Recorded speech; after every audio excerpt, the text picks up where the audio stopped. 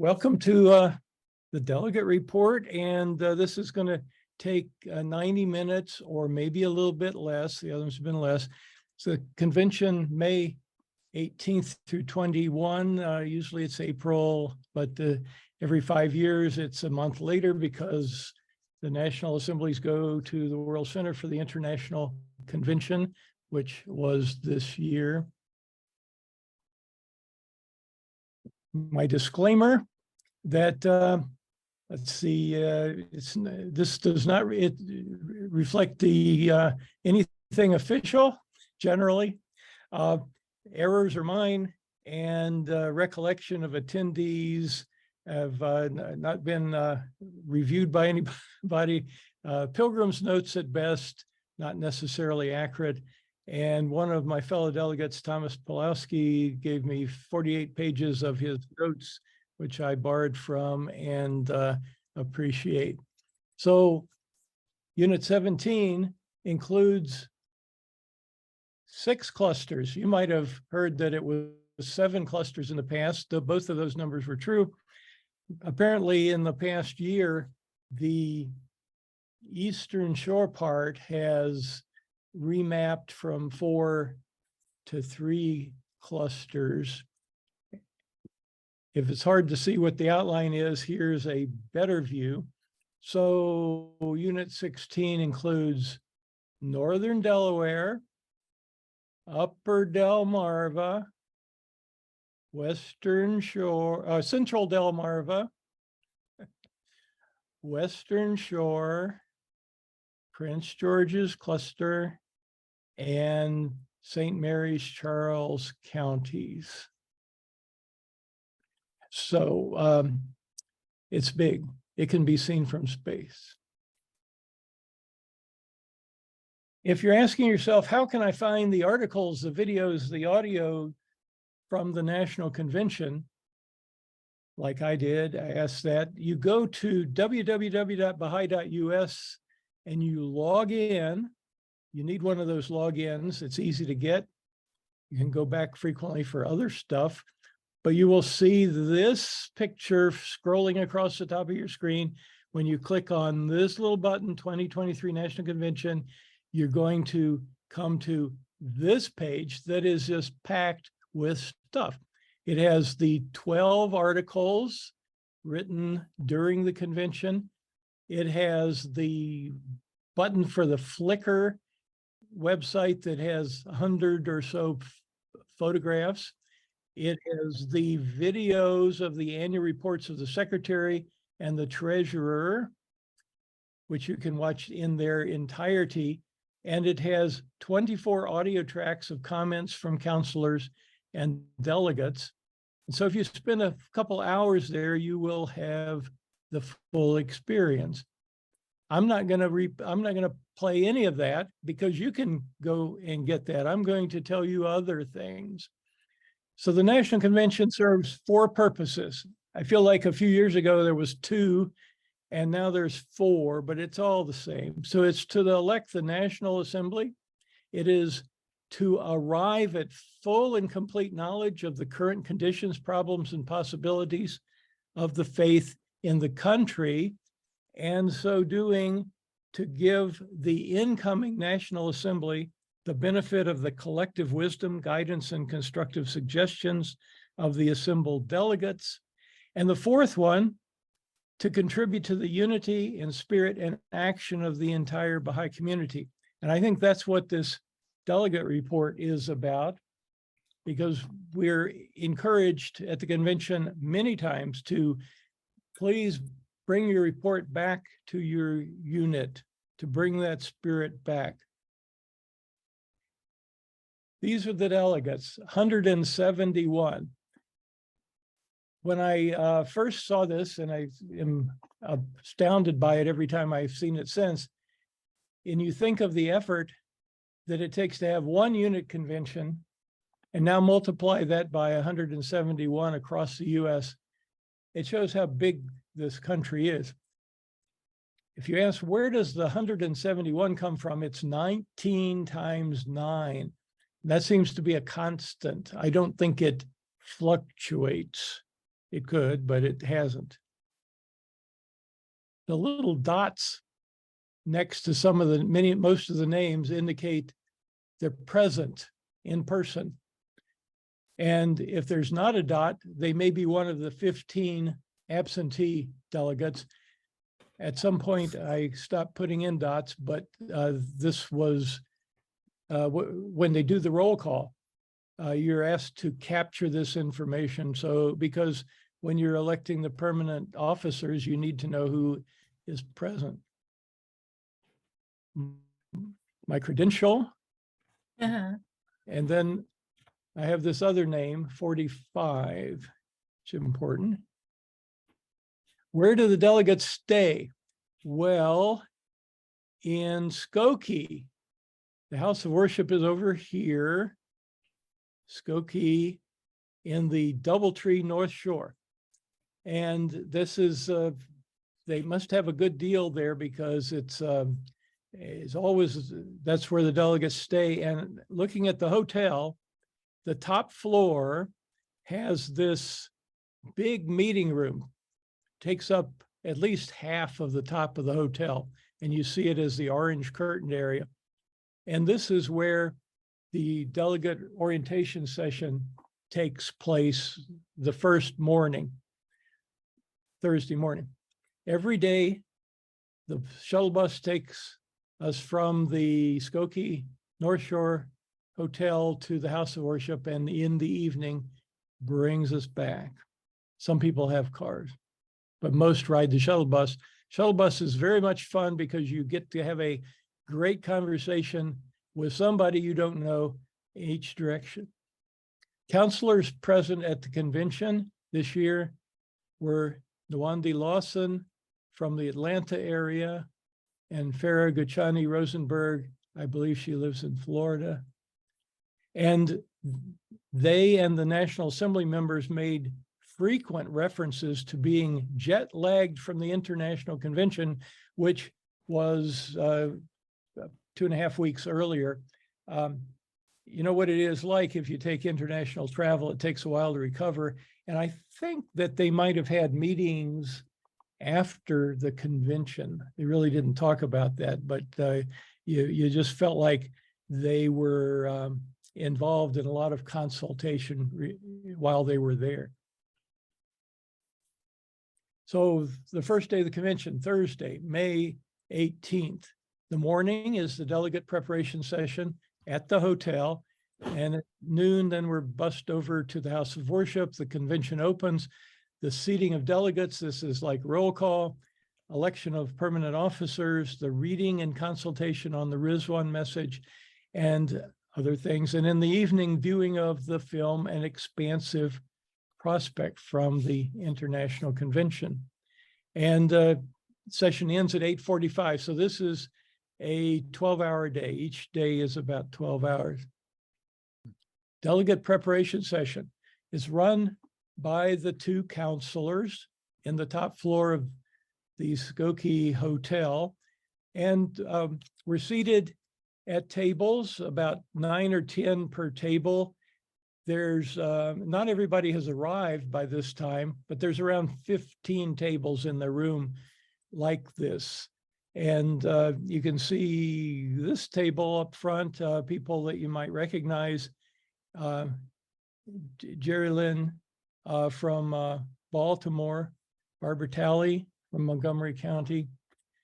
But I want to call your attention to this table, and I'm sitting there, and these are my colleagues, and I'm going to zoom in, and then this is my photograph from the table where I'm sitting.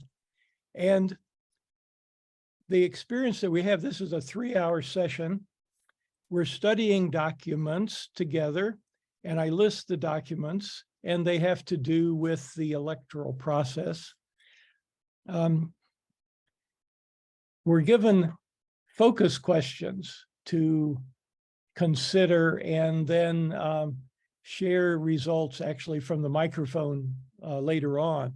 And 2 of the questions are more common. The third one is more new. first one, what are the spiritual principles related to the Baha'i election process? You can take this and relate it to your unit convention thinking or your local assembly thinking. Second question, what are the requirements and qualifications for membership in the institution to be elected? What does mature experience imply within the demands of the 9-year plan? You know, is it a PhD in physics, or is it on the street experience with the core activities? And third, what are the features of the Baha'i electoral system that are preparing the United States for the release of society-building power of the faith? So this topic, this focus, this learning, this knowledge that we need to move toward, we began to talk about it a year ago, and it is just more and more present. The features of the electoral system that are preparing the United States for the release of society building power of the faith. So we're in this group here for 3 hours. We're talking about, well, we want to hear the voices we haven't heard before from the American Baha'i community, from the non-Baha'i community. How do we get to know each other? How do we bring those insights, the insights of the electors, the thousands of electors from across the country, those who voted at the unit conventions? A year ago, we heard about the 2-stage election process. You might have heard of it. I wouldn't have even thought about it if I hadn't been in these meetings. A year ago, it was in 3 local spiritual assemblies: Los Angeles, New York City, and San Diego. And it was reported a year ago by a delegate from San Diego that instead of the usual 120 people voting for the local assembly of San Diego, they had 300 voting. And that was partially as a result of many, many home visits. And so in this discussion, we find out that there are 2 people at the table who are from Los Angeles, that are on the local assembly of Los Angeles. So this lady, Nima Eckfeld, and this gentleman, Timothy Conley, says Chatsworth, that's a section of Los Angeles. And everybody else is just normal people, but they are excited about this 2-stage election process. And so we hear about it. We hear a lot about it. And so I've tried to capture here the learnings from Los Angeles 2-stage election process. This is my summary. It's not authenticated at all, but the way it works, that in Los Angeles, they have at least 3,000 Baha'is in the city of Los Angeles. And so this is under the guidance of the House of Justice. They were asked to create 9 units within the city. I put these lowercase units, so try not to confuse them with electoral units for the delegate election. This is units for the local assembly election. And those 9 units are to have 9 conventions, and they are to elect 19 delegates. You know, that doesn't divide evenly. So most of those conventions elect 2 delegates, but one of them elects 3 delegates. That's how they get the 19 delegates. And those 19 delegates meet in a second convention, and they elect the local assembly of Los Angeles. That's the 2 stages.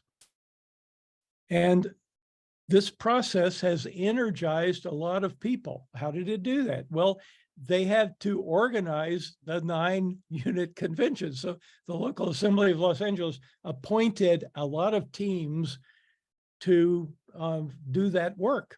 And there was a lot of home visits because they decided to educate the community as much as possible on what this was for, how it worked, to engage them in the process somehow.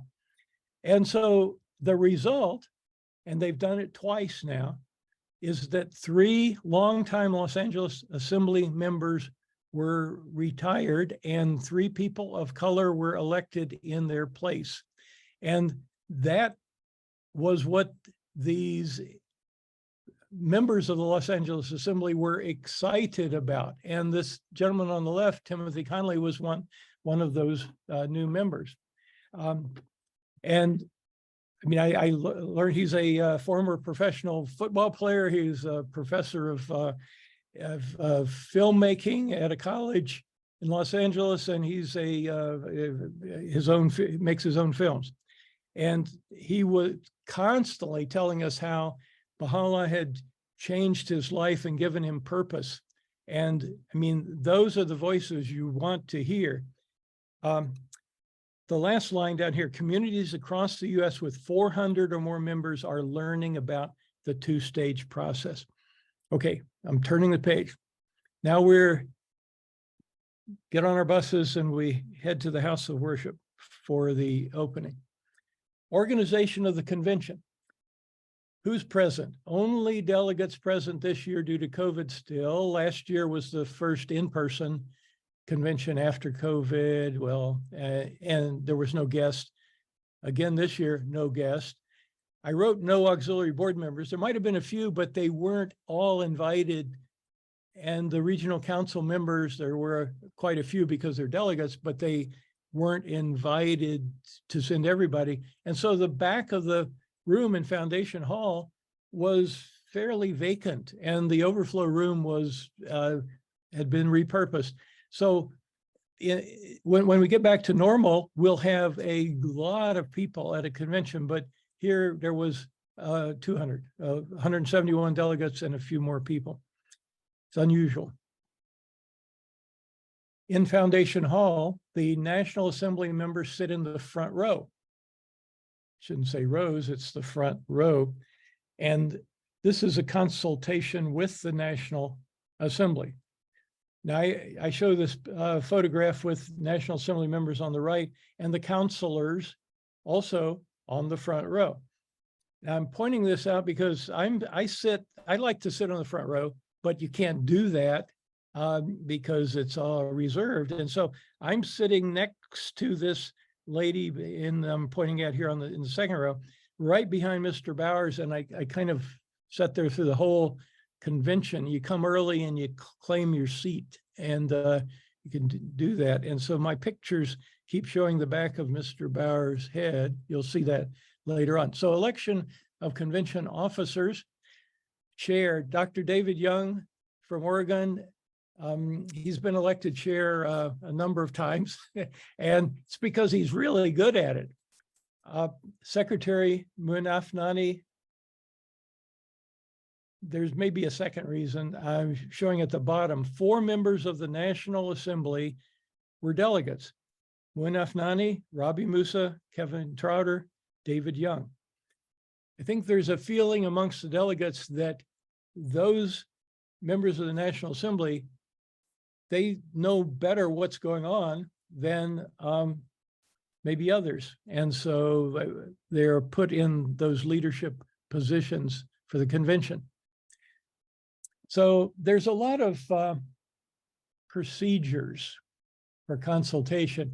And actually this year, for the first time, there was a Zoom gathering, 2 of them actually, several weeks prior to the convention to familiarize new delegates with the convention procedures. I went to one of them and I found it quite helpful because it helps you from being quite as overwhelmed by the details that you're going to experience. You get a dose of it ahead of time. So the procedures for consultation, this page, one of several, has 11 points. I'll just point out some of this because it's quite fascinating to watch it being dealt with in such an organized fashion. The procedure for speaking. How do you get a turn to say something. And of course, you would hold up your delegate number and the secretary would see it and put it in a list. Well, if you come to the top of the list and you get to the podium, how long can you speak? Well, it's 3.5 minutes this year. Now, other years, it might be 3 minutes, or it might be 4 minutes, 4.5, or it's a flexible thing, but 3.5 is this year. And if you're at the podium and you say, I wish to recommend, used to be that there would be a audible gasp because it triggers this process of debate. If you like to recommend, it means that what you're about to say, the floor will be open for others to talk about it so that a vote could be taken. And that kind of slows things down, if you can imagine. And so over time, the chair has been given a lot of leeway to really help the convention decide if it's worthy of that, if it's that important, or if it's really just a suggestion. So if you get up to the podium, you say, I wish to suggest, that everybody's not gasping and they listen and they make their notes. Now, the chair observed this year, and I think they've done this in the past, that a debated and voted on and passed recommendation may not, in the eyes of the National Assembly, rank any higher than a good suggestion. And this is really quite profound, because I've seen in the past, and I've been there about 16 years, I think, the last 16 years, that people would bring ideas, maybe from their local community, to the National Convention, and they want it to be seen as a recommendation that gets voted on and kind of forced through. And that is just not what the convention is looking for. And that's what we're dealing with here. And the chair has been given leeway to try to sort those things out and look for the important topics as opposed to the personal topics. A few more of these procedures. A point of order can be raised. If somebody sees that we're not following our own rules, they can point that out, stand up in their chair and point that out. Robert's Rules of Order, which governed the National Convention for 100 years, were phased out around 10, 12 years ago. And so we're no longer subject to that kind of methodology, which can really turn a spiritually uplifting discussion into a difficult situation very, very easily. We just got rid of that. And as a result, it's a much more pleasant process. And the last one here, 11, clapping or indications of approval or disapproval are discouraged. Now, that's that one sheet. There's a few others on a few other sheets. I'm just summarizing them here, but the approval of the agenda. The National Assembly has recommended an agenda. The delegates get to mess with it if they want, and then approve it. This year didn't change it a bit. Teller's report. Do you hear more than just the top 9 names? Because some years we've heard more, and but more recently, yeah, that's all. Just the top 9 names. That's it. The time to speak, and then the fourth one. If you're haven't spoken, and you get a chance to speak, when do you get a second chance? Now, there's 171 people that might want to speak, and I tell you, there's not enough time for even half of them to speak. And so this is kind of important. Like if you stood up to comment on something, like if there a letter has been read and you comment on a letter, does that count? Anyway, you can see why that might be important. I won't go into the details.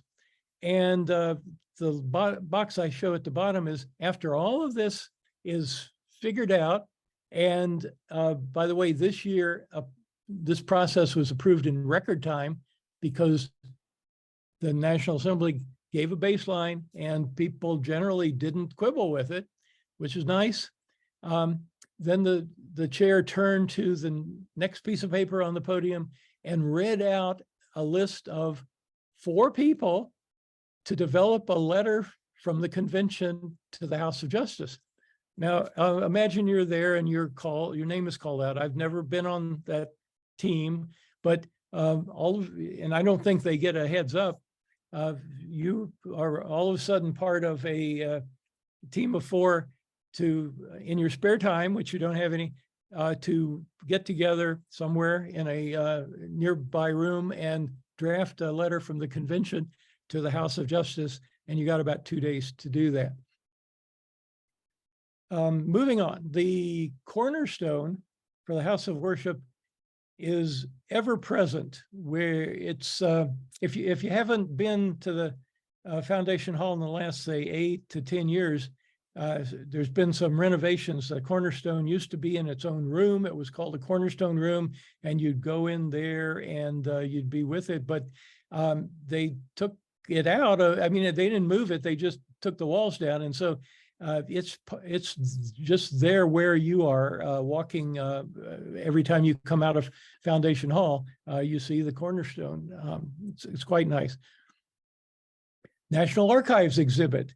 Every year, there is a set of archives of relics that are put on display. And this year, relics of Baha'u'llah, Abdu'l-Baha, the greatest holy leaf, and letters written on behalf of Shoghi Effendi.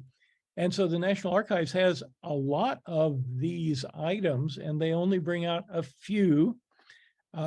You'll see why, because they show them in this little bitty room. And this picture shows 6 people in there, and that's capacity. You really can't see if you have more than 6 people. And this year, I was astounded to find a letter from Shoghi Effendi to Robert Amagari, someone who used to be in this area, in the DC area, I'll say. And it was dated 1946, and Baba Amagari had asked the Guardian where he should pioneer. And the Guardian said, go to Japan. And he did. His ancestry was from Japan. So that was astounding to find some artifact that I could personally relate to. The Rizwan Message 2023. So this is, the message is read and then it is discussed. And this is just a highlight that I picked up from a comment from one of the counselors. The language of the House has shifted from advancing the process of entry by troops to releasing the society building capacity of the faith, providing a comfortable expression of language for our use. So you can read these letters over and over again, and you pick up phrases, words, ways to convey the plan to others. Comfortable expression of language for our use. Now, there was a comment from a delegate, and a little tiny story. So you see it in the lower right-hand corner, reminding myself, a guy declared on pilgrimage. So he must have been part of a family group on pilgrimage. And then in conversation with a member of the International Teaching Committee, International Teaching Center, he asked, well, what do I do? Now I've declared. And the ITC member handed him a copy of the Rizwan message, and he said, you should read this frequently and then see how it affects his own life. And so he took that very seriously, and he came back from pilgrimage and he met with his local assembly, wherever he was, as a new believer. And in the consultation with his local assembly, he asked them, well, where is your copy of the Rizwan message?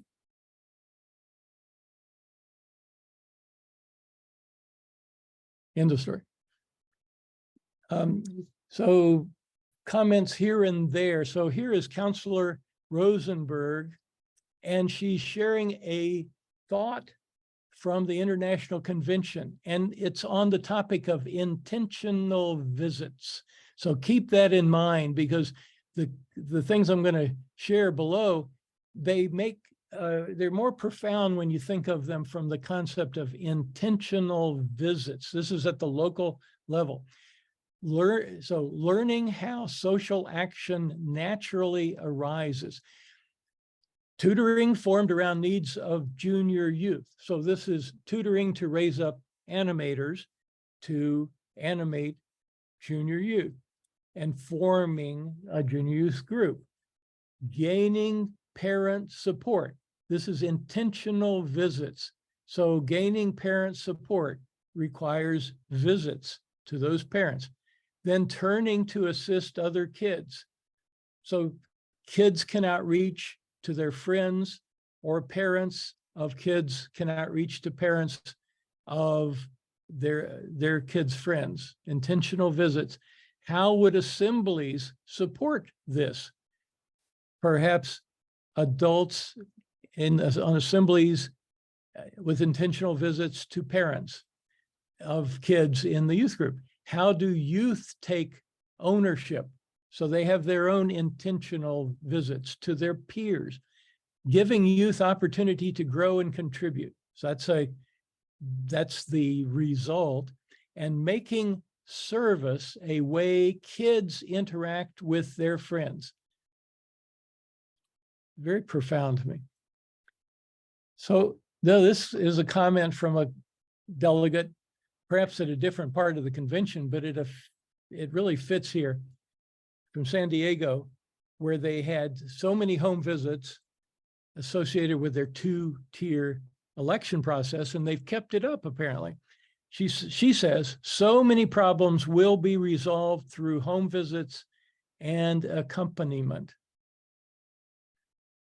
Okay, turning the page. This is the evening of Thursday, the first day. We are shown the movie from the World Center, from the International Convention, An Expansive Prospect. 71-minute film. It's available on the internet. Anybody can watch it anywhere in the world. It's in multiple languages. It looks at 4 places in the world, capturing the efforts of individuals, communities, and institutions as they strive together to release the society-building power of the Baha'i teachings in ever greater measures. So then there's discussion.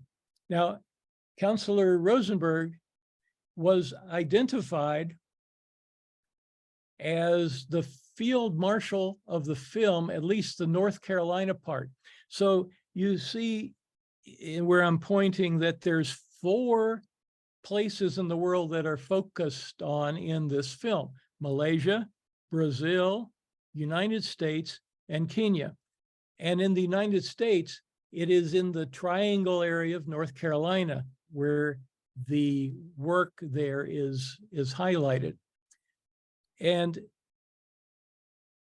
Eric Johnson from Raleigh, North Carolina, which is in triangle, he got up during the discussion after the film and he makes this point because he lives there. He lives this experience every day. He says, the film makes us look good, but it takes constant perseverance and work.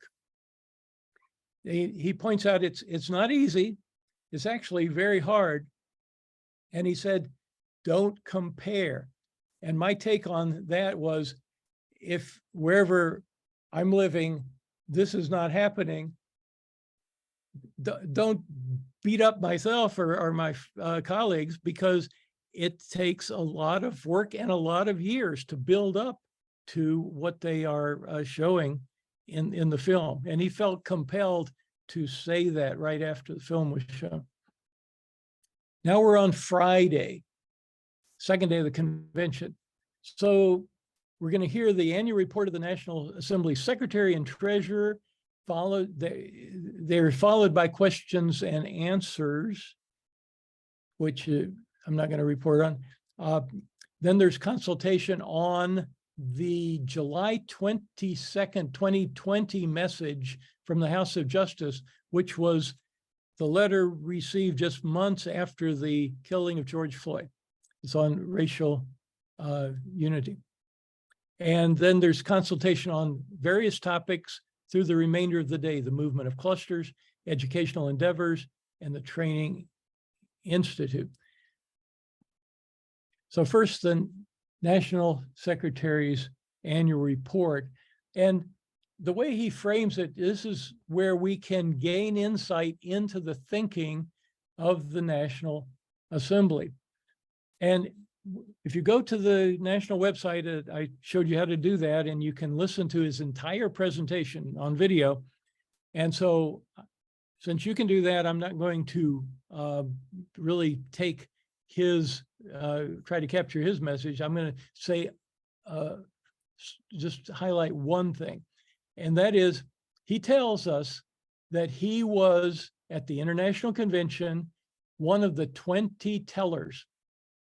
And he does this math, says there's 176 national assemblies in the world present at the International Convention.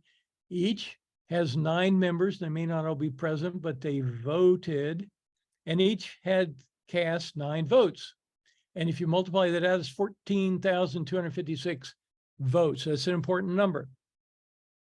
You'll see why. So he's telling about his experience there as a teller. So the balloting has taken place. They've collected the 14,000 votes.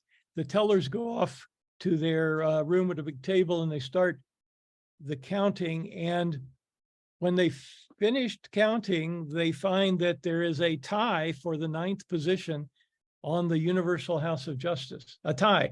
And he says it that way. It's like, can you believe that out of 14,000 votes, there's a tie for 9th position? But there was. So they counted them a second time and they got the same answers, tie. And so then they said, well, maybe we lost a ballot. And so they looked all around for a ballot that might have fallen under something. They didn't find any, counted again, same answer. Third time it's a tie.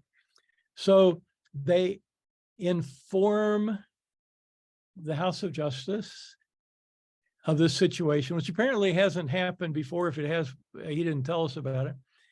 And the House decides that there needs to be a runoff between the 2 names that are tied. And the process will be as follows, that those present, and by the way, there were about 300 of the National Assembly members who were not present, who had voted by absentee ballot, that those that were present would be provided with a ballot that had the 2 names of the tied people on it with an envelope, and they were to select one of the 2, put an envelope, and then line up in alphabetical order again and vote.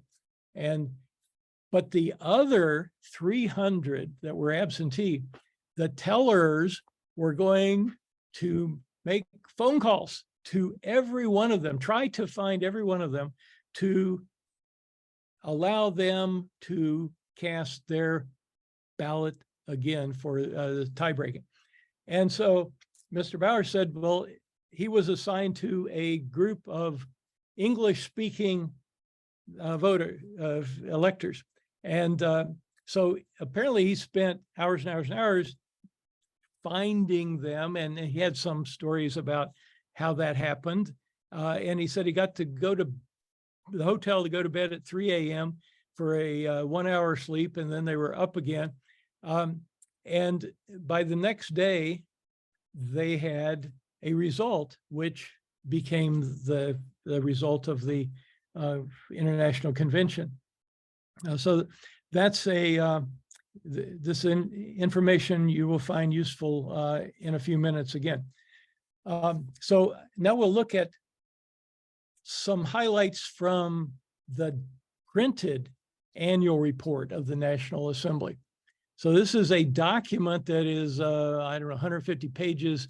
It's printed, but you can find it PDF on the national website, and I highly recommend it because they put a lot of effort into it, and it has stories from all across the country, but it has this analysis that you wouldn't find anywhere else. And so here is a page of analysis, Friends of the Faith in core activities.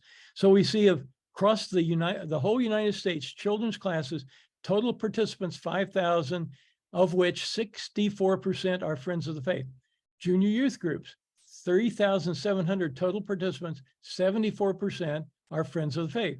Study circles, 11,000 participants total, 28% are Friends of the Faith.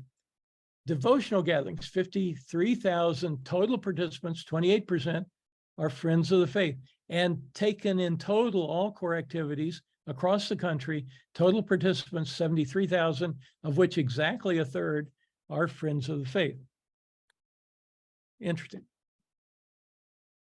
Here's analysis of seekers inquiring through national portals over the last 4 years.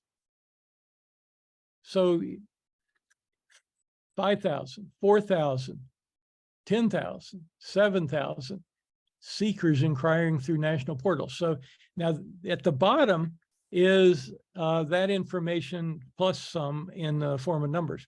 So you have we're looking at the bottom, you see the same 4 years, 2019 to 2022, the same count of seekers through the national portal. And now some new data, the total new believers in the United States, age 15 and above per year. So it's 600, 500, 500, 500.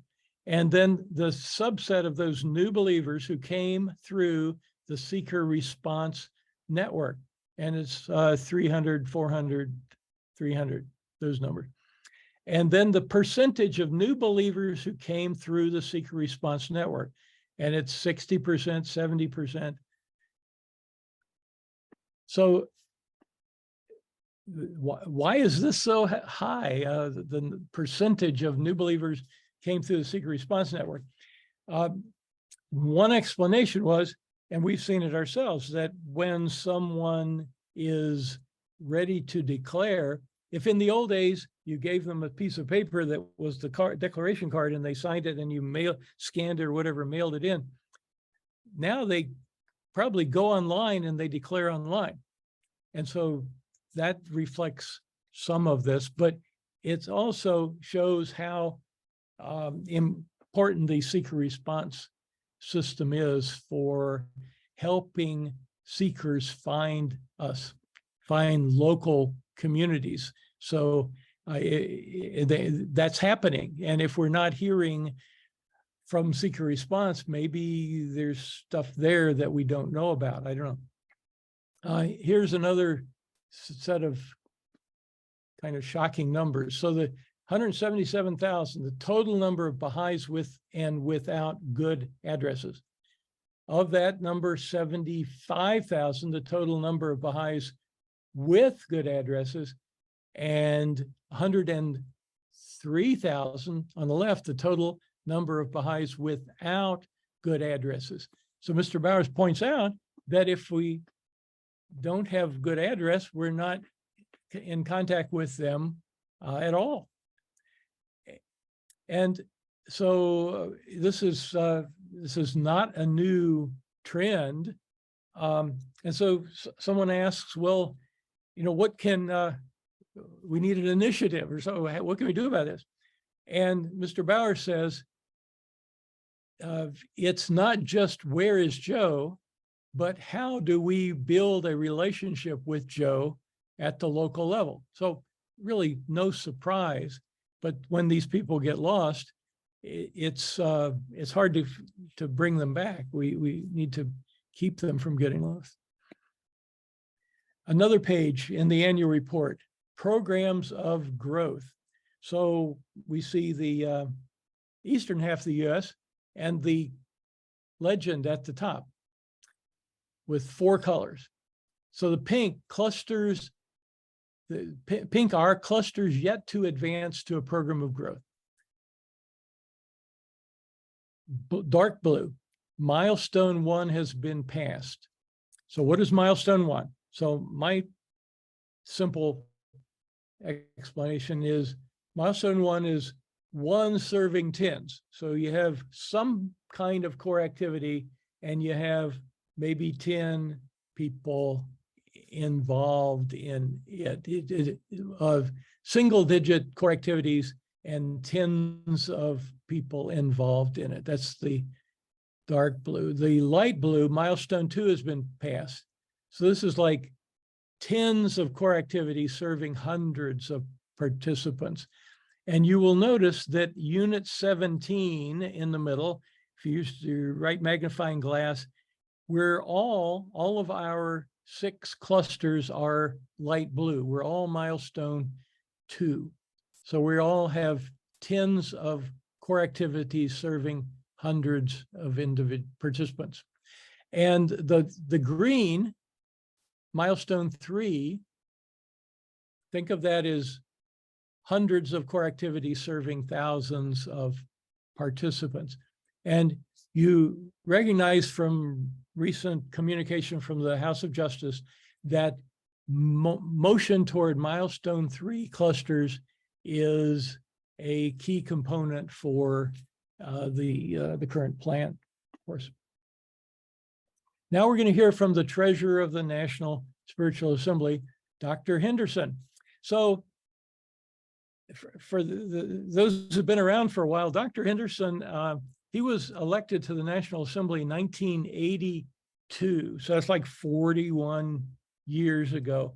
And for 25 of those years, he was the secretary of the National Assembly until about, I don't know, 15 or so, 12 to 15 years ago. And then for the last 12 or so years, he has not had an office in the National Assembly. He's been a member.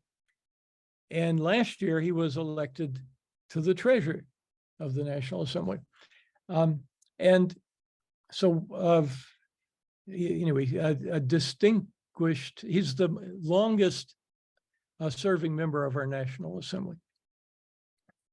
And from, I made these, I think, next 6 pictures from my seat in the front second row of the convention. So Dr. Henderson is speaking about releasing the society building power of the faith in ever greater measures and what that means for the funds of the faith. So if you just recall a month ago that we had, as a national community, achieved the goal for the prior fiscal year of contributing $45 million to the national fund. And we exceeded that goal and contributed $46.2 million to the national fund. And so then I saw this chart and it says total contributions by the American Baha'i community, 59.5 million. And so it's like, well, how do you compare that? That's a bigger number to the 46.2. And the answer is that the additional $3 or so million are contributions to funds that are at the international level. So they pass through our national fund and they go to the international level. So we have the Shrine of Abdu'l-Baha, the International Development Fund, the International Temples Fund, the International Funds, and the Continental Fund. Now there's also this line, and I'm not sure what it points to, but U.S. Baha'i Archives Renovation Fund. I would have thought that's part of the National Fund, and maybe it's not, so I don't understand that. But that's the answer to these difference between these two numbers. Now, Dr. Anderson also points, I'm looking at my note at the bottom, auditor description of national finances. He says that the auditor that the National Assembly brings in every year to audit national finances also audits international corporations. So they have that kind of experience, but they said they always say that our national finances are more complex than international corporations because we have more relationships. The funds, especially international funds that are managed or channeled to international level, and perhaps also to their destinations in other parts of the world. Another point that Dr. Henderson makes has to do with operational expenses versus revenue. So the blue bars are revenue per month, and this is for fiscal 2023. It was kind of interesting to me that fiscal 2023 starts in May of 2022. That's data point there. The purple bars by month show the revenue. So we're looking at the past, say, 10 months of the last fiscal year. The red line is cumulative operating expenses. So there's a gap between them. And the point he's making with this chart is that the expenses exceed the revenue each month by a little bit. That little bit, to keep cash flow, to make payroll, so to speak, they have to borrow from somewhere. And I don't know where they borrow from, but if it could be an expense, or it could just an irritation to borrow from another fund. Another point he's making: regional council expenses and contributions over the last 5 years. The blue bar are the direct and earmarked contributions to regional Baha'i councils.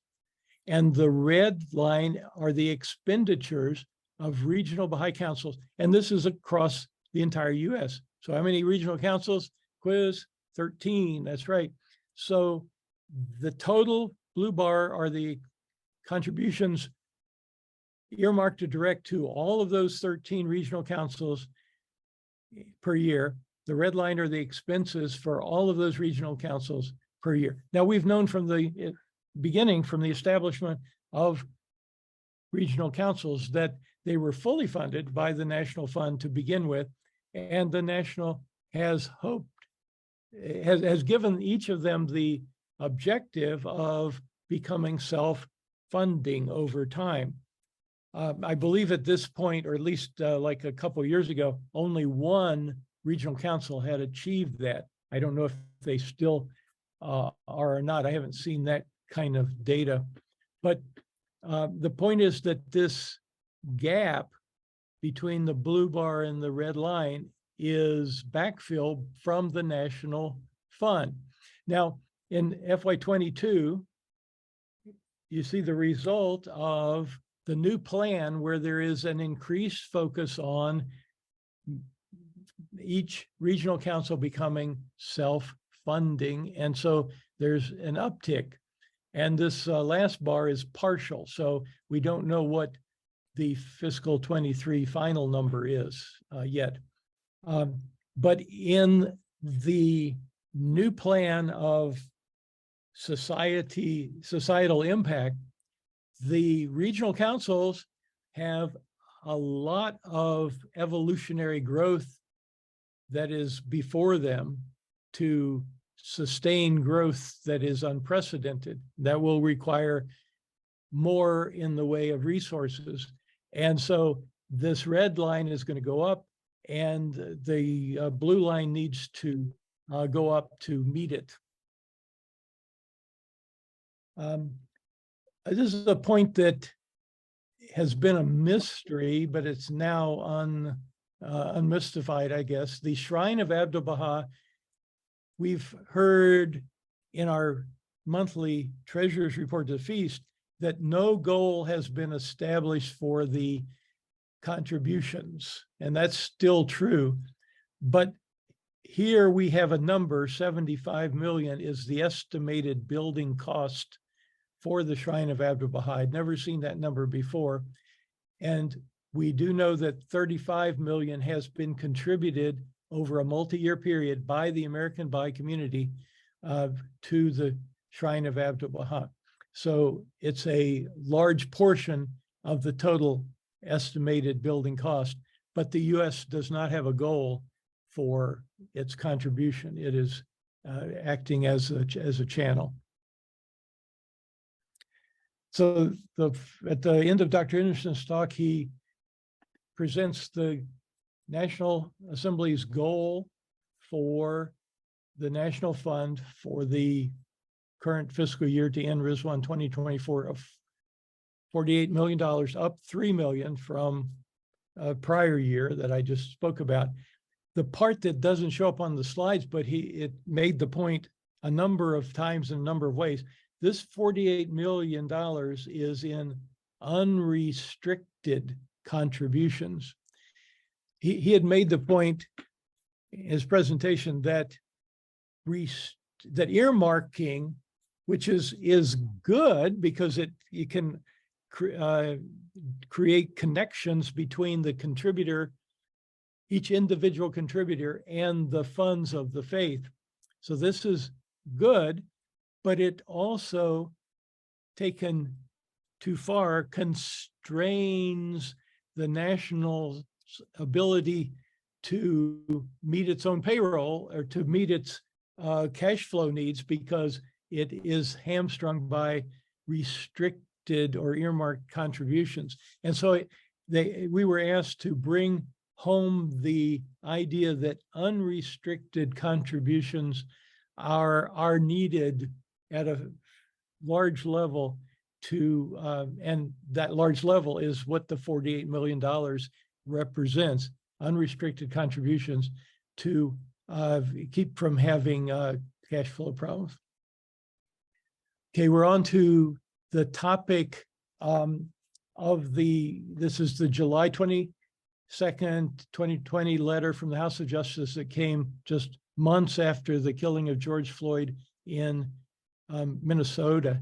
And so I've captured a couple of comments that were expressed during the discussion about this after the reading of this letter.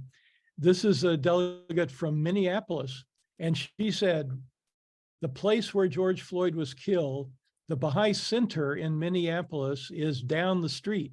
And I went to Google Maps, and you can see it's like 1.5 blocks away. So much has been burned and destroyed there, but the Baha'i Center is untouched and has been used for so many gatherings and uses. Counselor Lawson makes this point. People in general are interested in how change happens by bringing people together versus conflict or subjugation. Kathy Lee from Durham, North Carolina. She's speaking to people in the alt-right. Apparently they're her neighbors in Durham. She says, look for a point of unity. So she gives her own example. She is creating spaces for antagonistic people to meet, bringing white supremacists into this space. They happen to be her neighbors. The point of commonality is gardening. And she went into some detail, and she's probably in the audio links that are on the national website. Arthur Fernandez Scarberry from Lacey, Washington. So this is the Pacific Northwest. He says his regional council recently sent a letter asking Baha'is to take the Wilmette Institute's anti-Black racism course. He said he did, and his mind was open much further than he expected, bringing in a level of empathy unexpected. He also noted the fortitude of the instructors dealing with the racism exhibited by students. You can see the richness of this discussion. Turning the page, Councilor Rosenberg makes a point about the Training Institute. And This is all in one statement. She says, we need to learn to bring a steady flow of resources into the Institute. Our expansion phase needs to be stronger. The intensity of the past has decreased. Moving the Training Institute from an educational organization to a training organization. It's called the Training Institute. Our greatest motivation is the impact on the young people. How do we empower the youth to continue?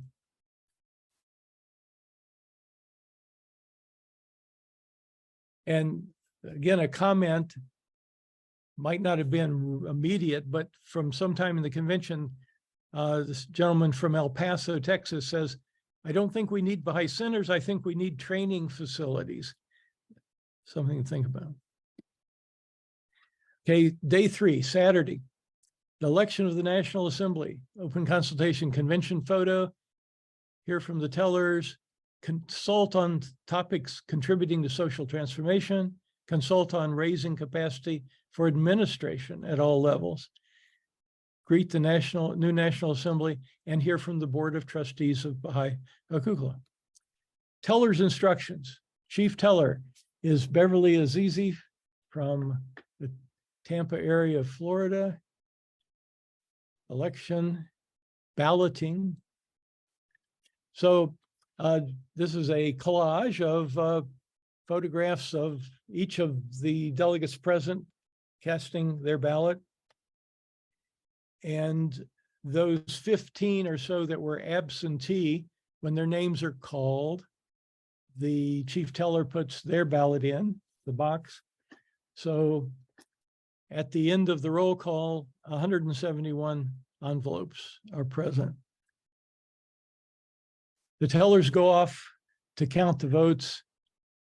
Everybody else gets in the group picture. I have convinced myself that the tellers are not in the group picture. I think they're busy. So this is more than 171 people. And there's staff members from the National Center and a few others. This is Barbara Talley, movie star. I wanted to point out this gentleman who seems to be bigger than most people.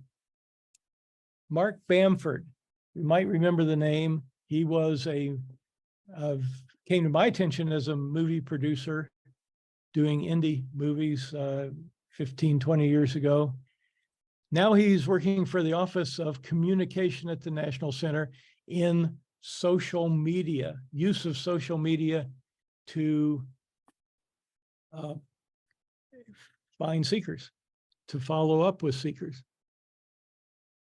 And in one of the lunch situations, I was sitting at table with him, and he said, and I paraphrase, if in the past you asked young people how they heard of the faith, they might refer to seeing the house of worship, like me, or hearing Seals and Crofts.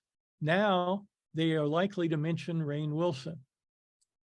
And he said how Rainn Wilson has this a trained ability to speak to young people, to attract the attention of young people. So I just put up Rainn Wilson's cover of his most recent book, Soul Boom, Why We Need a Spiritual Revolution. And if you go to Amazon or whatever, you can read the first 10 pages or so if you want to. That is something we can all try to pay attention to, is how do you convey the faith to young people? Teller's report. Beverly Azizi, Chief Teller, there is a tie for the 9th member of the new National Spiritual Assembly. The National Assembly has met and decided to follow the example set by the House of Justice at the International Convention. So I had heard a bunch of whispering, the people sitting in front of me, Mr. Bowers in particular, before, a few hours earlier, and now I knew why. So the instructions were, there's a tie between two people. one of them will become the National Assembly member. The other one will not. We don't want any of those names to become public yet. Don't circulate who the tie is between. Ballots were distributed. So the tellers are prepared. They hand out a slip of paper and an envelope, and the piece of paper is upside down. It has two names. So all the delegates get the piece of paper and envelope, and on signal, we turn the piece of paper over, and for the first time, we know who the two names are that are tied, and we are asked to circle one, put back in the envelope, and then you don't pass it to the right. You have to line up again because they need to know whose ballots are in the box, right? But perhaps the more important second part is that the absent delegates, and there's like 15, some people had already left by then, maybe there's more, will be called tonight by the tellers. And by 10 p.m., that's the deadline for the tellers to get these remote tie-breaking votes. And the final counting will take place after 10 p.m. and results will be reported Sunday morning. So we line up again, but these are not new pictures. They didn't take pictures a second time, but and the absentee ballots were not available yet. So there was like 150 some envelopes in the box, but they had called every name. And so they knew whose was in the box because of the roll call as we lined up. And so life goes on. So retiring NSA member, that's what it would say if you could see it. In March of this year, the delegates were informed by the National Assembly that Joanna Conrad's had requested to be relieved of membership on the National Assembly. She had served on the National Assembly for 35 years, from 1988 to 2023. And as is often the case, the National Assembly calls on Dr. Henderson to say a few words, and he is so good at that. So in this tribute that took place, which included a short video that showed photographs from the past 35 years, but even longer, because Dr. Henderson said that he and Joanna Conrad had served together in the National Teaching Committee before either was elected to the National Assembly. And then in the process, they invited Joanna Conrad's husband to come up. And this man, Sam Conrad, I've seen him at every national convention sitting at the, doing guard duty, basically at the door. And I never knew that he was Joanna Conrad's husband. So Dr. Henderson tells the following story, that when she was elected to the National Assembly, 1988, perhaps it was a couple years after that it became, she was elected to an office where she needed to be resident at the National Center. And she was in Los Angeles. And he says at the time, she was the chief executive officer of the East Court of Los Angeles. So she was in the court system. And so she was, in his words, at the top of her career. And she walked away from that to move to the National Center and serve as a member of the officer of the National Assembly. And her husband did something similar, because whatever his former day job was in Los Angeles, he walked away from it, came to the National Center, and retrained himself into a new field and became the head of properties at the National Center. And so he has this ability to adapt to whatever the need is. And then you probably know of their son, whose now first name escapes me, but their son was the chief architect for the renovation of the House of Worship over the past 20 years. And he was the architect for the Welcome Center at the National Center. And during COVID, he led the renovation of the entire National Center building. Scott Conrad, that's his son's name. And so they invited, her husband came up to the front, but Scott was shy and stood in the back. So, but that's, Joanna Conrad has stepped down. Presentation by the Board of Trustees of Baha'i Hukukla.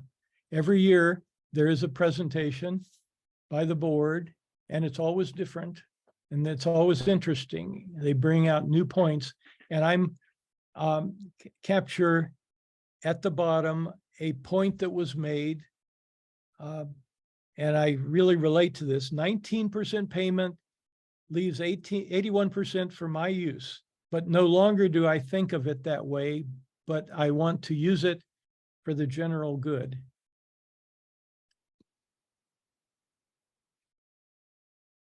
On to Sunday. We've modified the agenda because now there's a second teller's report.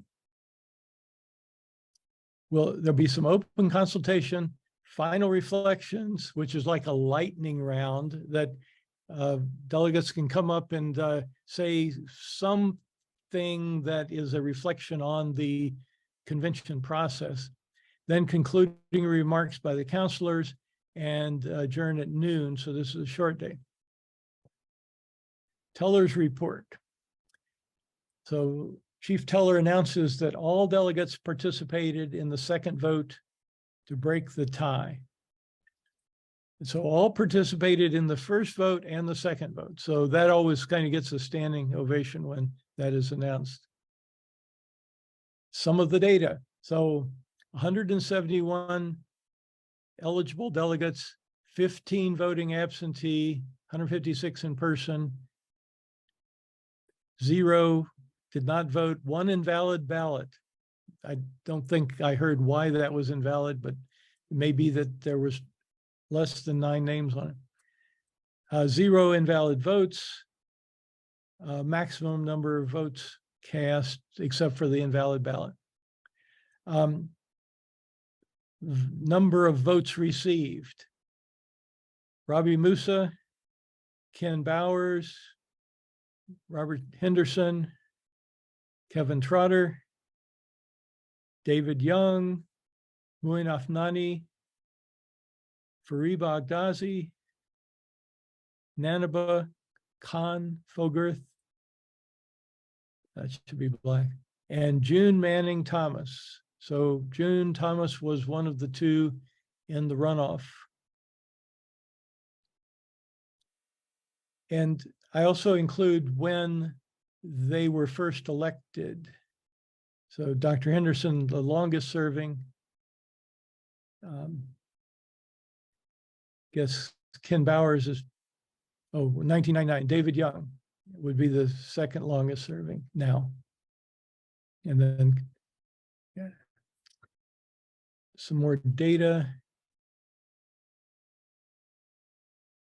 I'm showing this because Joel Neisen used to keep track of this, and so I was keeping up with it, found it interesting. The number of votes when first elected to the National Assembly. So June Thomas was elected with 24 votes, but Nanaba Fogarth was elected with 60 votes, and Robbie Musa was elected with 66 votes. So it's kind of amazing how that the being of one mind kind of thing works, or changes from year to year. Because, you know, a lot of people, I've never been the teller, but I can only imagine that a lot of people receive votes for the National Assembly. Because if you add up, and I should have done that, if you add up these numbers and compare it to the 1,500 ballots cast, votes cast, there's a room for a lot of other names. And after the convention, the election of the officers. So David Young, chair, Robbie Moose, vice chair, Ken Bowers, secretary, Robert Henderson, treasurer. There was no change from last year. Introduction of the newly elected National Spiritual Assembly. So I want to introduce this with the idea that one of the really incredible features of our electoral system is that because there's no campaigning, that we elect people who did not desire the job, did not try to get the job. So this is the picture of the new National Assembly. You will see June Manning Thomas is in shock because it's just been announced. This is the only picture that I found of the new National Assembly. And here she is a little bit later. She's okay. But I just wanted to point out that she's one of the faculty for that Wilmette Institute course on anti-Black racism. I think that brought her name into a lot of people's minds. Okay, I put up this picture with a story. This is Delegate Alvin Bitsley. He's Native American lives in New Mexico. And because in my community, we've been talking about how do you meet Native Americans that may be your next door neighbor, they may be down the street, they may be local somewhere nearby. And so I asked him, how do you do that? And he said, well, yeah, we have the same challenge. He says, my wife and I just moved to a goal area, which is where there's a lot of Native American families. And he says, we are making friends and we are meeting people and we are going to church with them. And he says, that's the way it works. There's no shortcut.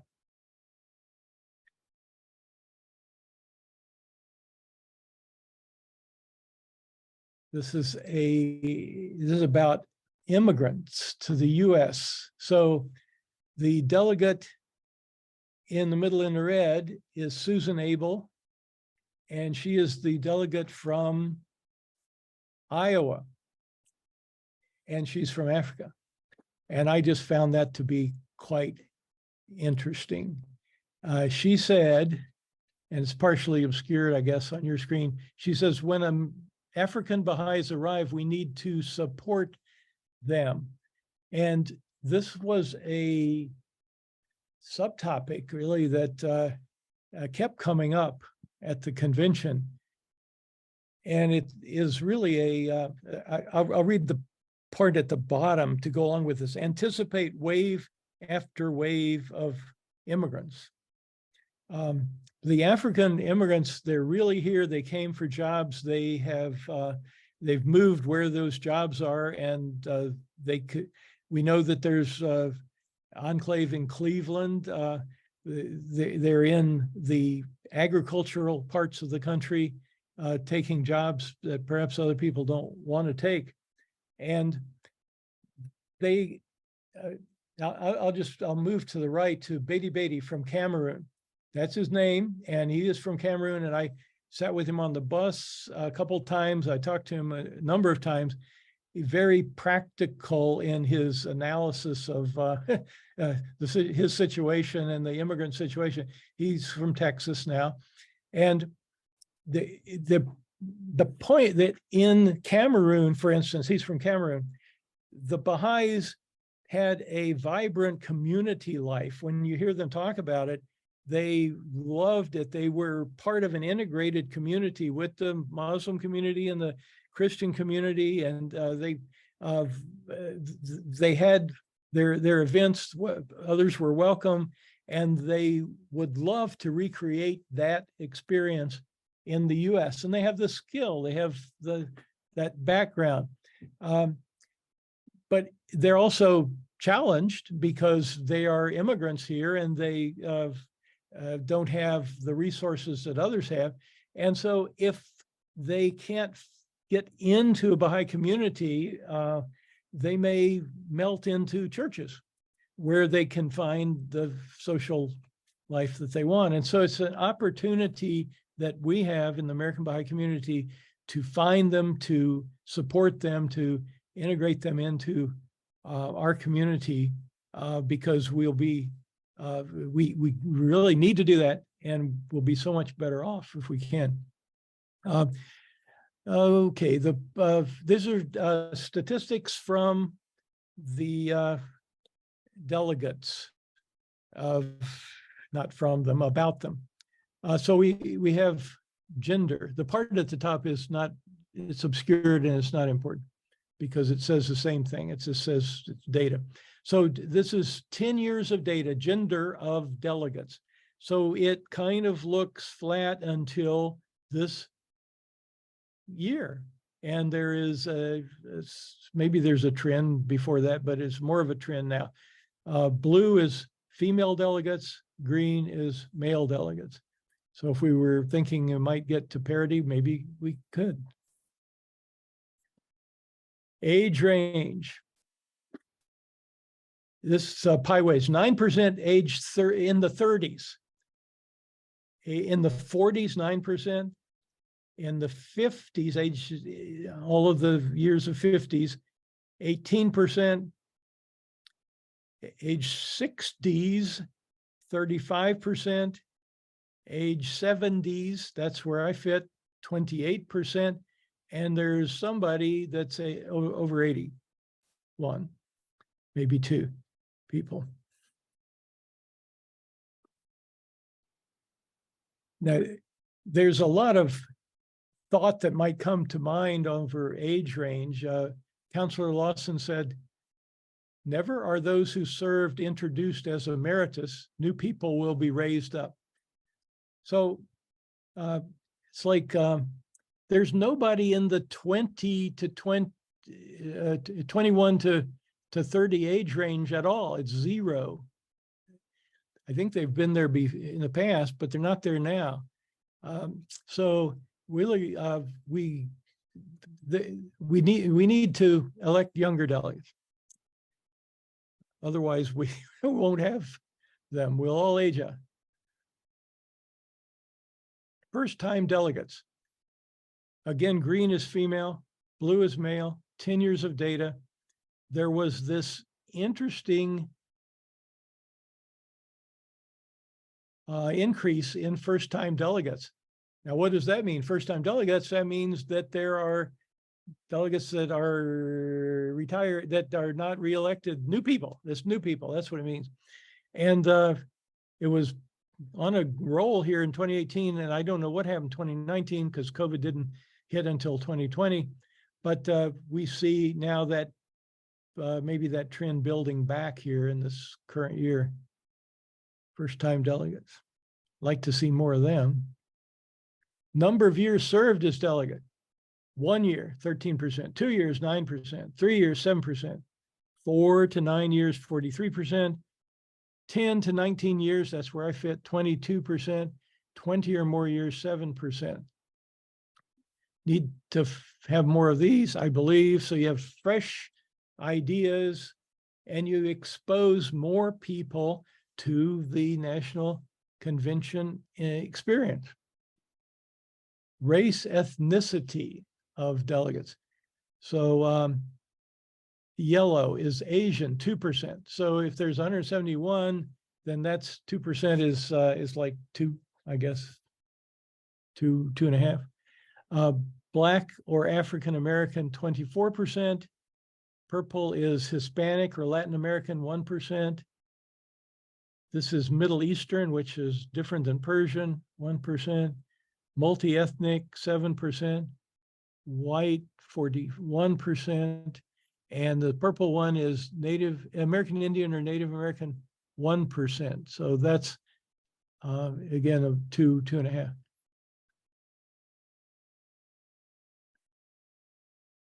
Voting by absentee ballot over 10 years. This just reminds us that the convention did not happen in 2020. and 21. Every vote was absentee, but afterwards, we haven't returned to normal yet. There's more people absentee, and this year is at least 15 when the final data comes in. Delegates per region. Remember how many regions? 13. Atlantic has 16 delegates, that's 9%. California is the bigger one, the biggest one, 35 delegates, 20% of the total. The small ones, Appalachia, 4 delegates, 2%. There's several of those. Northern Plains, 3 delegates, 2%. Prairie States, 4 delegates, 2%. Some of these regional councils don't have 9 members, and some of them are appointed, not elected. Getting close to the end, Dr. Billy Roberts, he made a point toward the end, and I thought I would share this with you. He's, if you've been around a long time, you will recall that he was an auxiliary board member, then he was a continental counselor, that's quite a ways ago, and then he was a member of the National Assembly for a long time, and he was the treasurer of the National Assembly for a long time. And then he was a pioneer to Bermuda. Then he came back and he's in Hyannis, Massachusetts, and now he's a delegate. And so he made the point, he says, I've been around a long time. I have seen the national community evolve for a long time. And he says, believe me, we are up to the challenge that we are presented with this new plan and the need for growth to have impact. I appreciated him so much saying that. So one more reminder that if what it says at the top is where can I find the photographs, the video and the audio tracks about the National Convention? And the answer is that you log in at www.baha'i.us and you watch the pictures at the top when you log in and you find this one and you click on this 2023 National Convention link, and then it takes you to this location where all that stuff is, the 12 articles about the convention and the Flickr link to 100 plus pictures and the video of the National Secretary and Treasurer's annual reports, and then the 24 audio tracks. You can hear them all yourself and feel like you were there.